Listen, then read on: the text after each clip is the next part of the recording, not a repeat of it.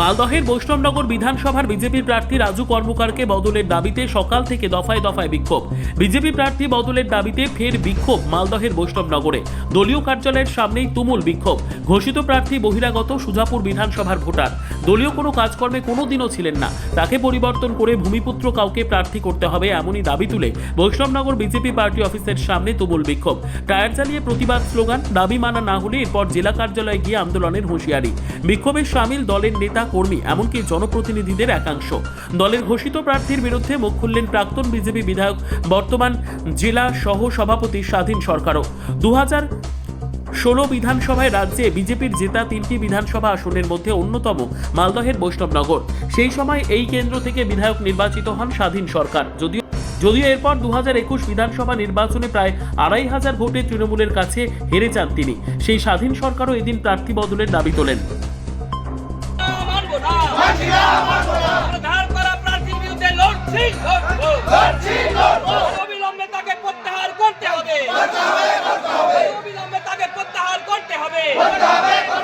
এমএলএর মধ্যে 2016 সালে উনি এখানকার এমএলএ ছিলেন, এখানের পদ্মফুল ফুটিয়েছেন এবং মালদা জেলার মধ্যে তিনি পূর্ণকালীন 5 বছরের এমএলএ ছিলেন। এখানকার তিনি কি বলবো যে বিয়ে থা করেনি, সংঘের স্বয়ংসেবক আছেন এবং সংঘ থেকে বিজেপিতে এসেছেন এবং সারা জীবন দেশমাতৃকার জন্য বিজেপির সংগঠন তৈরি করার জন্য নিজের জীবন উৎসর্গ করে দিয়েছেন। আপনারা কি জন্য আন্দোলন করছেন এটা কথা বলেন। আমাদের আন্দোলন হচ্ছে এখানকার ভূমিপুত্র প্রার্থী চাই, পরিবর্তন চাই, যে বাইরের পরিযায়ী যে প্রার্থী আছে বিজেপি প্রার্থী তার পরিবর্তন করে এখানকার ভূমিপুত্র বিজেপি প্রার্থী চাই। আপনার নাম? আমার নাম মনোজ কুমার মণ্ডল। আন্দোলন আগামীকাল আপনারা দেখেছেন যে বৈষ্ণবনগর 54 বিধানসভায় একটি নাম ঘোষণা করা হয়েছে যাকে আমরা চিনি না। নামটা তো আমার নিতেও লজ্জা লাগছে। আপনারা দেখেছেন যে রাজু কর্মকার, সে আরএসএস সংঘের হয়ে সে প্রার্থী হয়ে এসেছেন, কিন্তু বিজেপির প্রার্থী আমরা বিজেপির চাই, তাকে আমরা চিনি না। আমরা আজকে 14টা অঞ্চলের লোক এসে উপস্থিত হয়েছি যে বৈষ্ণবনগর বিজেপির পার্টি অফিস, সেখানে আমরা সকলে এসেছি।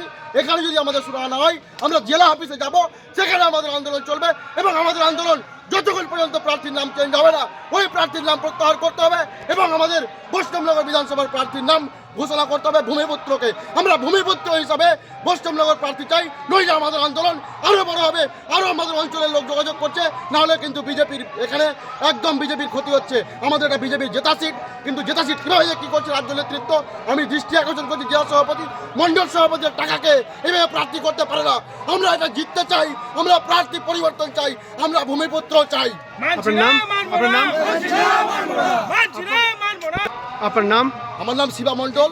দক্ষিণ যে বিক্ষোভ, এই বিক্ষোভ আমাদের যে বহিরাগত প্রার্থী করেছে এই প্রার্থীকে আমাদের বিধানসভাতে না, আমাদের বিধানসভাতে ভূমিপুত্র চাই। আমরা যে কোনো কাউকে, একজনকে, আমাদের সংগঠনের হোক বা আমাদের একটা সমাজের যারা বিশিষ্ট ব্যক্তি আছে তারা হলেই আমাদের চলবে, কিন্তু আমাদের ভূমিপুত্র চাই।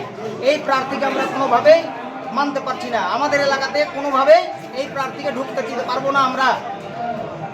কোথাকার সেই প্রার্থী? প্রার্থী এটা কালিয়াচক সুজাপুর বাড়ি হোক, আমাদের ভূমিপুত্র চাই। আপনার নাম? উত্তম মণ্ডল, পঞ্চায়েত সমিতির সদস্য। তিনজন আন্দোলন করছেন। আমরা এইমাত্র খবর পেয়েছি যে 3 নম্বর বিধানসভায় রাজু কর্মকার বলে প্রার্থী ঘোষণা হয়েছে।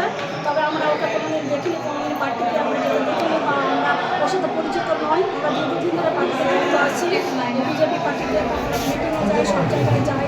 তবে আমরা চাই যে আমাদের স্থানীয় কর্মকর্তা যাকেই উপযুক্ত মনে করবে তাকে টিকিট দিলে আমরা খুশি হব, কিন্তু রাজু কর্মকারকে আমরা চিনি না। আমরা মনে করি যে ও পাস করতে পারবে বা ও যদি পার্টিতে থাকে তাহলে আমরা আশা করছি যে পার্টি বসে যাওয়ার সম্ভাবনাই বেশি আছে। তাই আমরা চাই 3 নম্বর বিধানসভা যাকে প্রার্থী ঘোষণা করবে সেটাই আমরা মেনে নিব, কিন্তু রাজু কর্মকার ছাড়া স্থানীয় প্রার্থী চাইছেন? স্থানীয় প্রার্থী আমরা চাই। আপনার নাম? আমার নাম হচ্ছে রীতা।